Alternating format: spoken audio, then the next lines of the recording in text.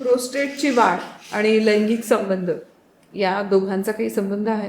Yes, ज्यावेळेस prostate वाढते त्यावेळेस खूप जास्त वाढत असेल तर त्यावेळी त्या पर्सनला इरेक्टाईल डिस्फंक्शन किंवा प्रीमॅच्युअर इजॅक्युलेशन असं हे जे विकार आहेत ते होऊ शकतात.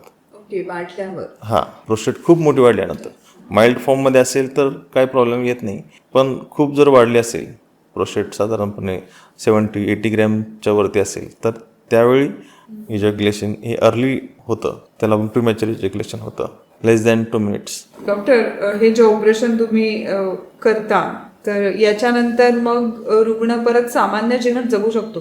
हो, काही प्रॉब्लेम येत नाही.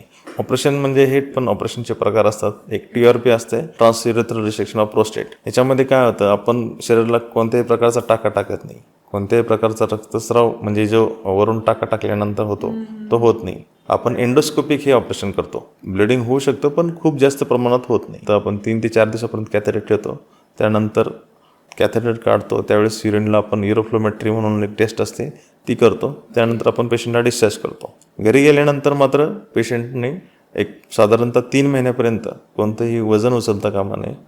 म्हणजे जे काही जे प्रेशर दिल्यानंतर जे कधी कधी ब्लिडिंग होऊ शकतं, कधी कधी आपण प्रेशर देतो, युरिन करताना पण कधी कधी प्रेशर होतं, कधी कधी टॉयलेटला गेल्यानंतर पण प्रेशर द्यावं लागतं. प्रेशर दिलं नाही पाहिजे,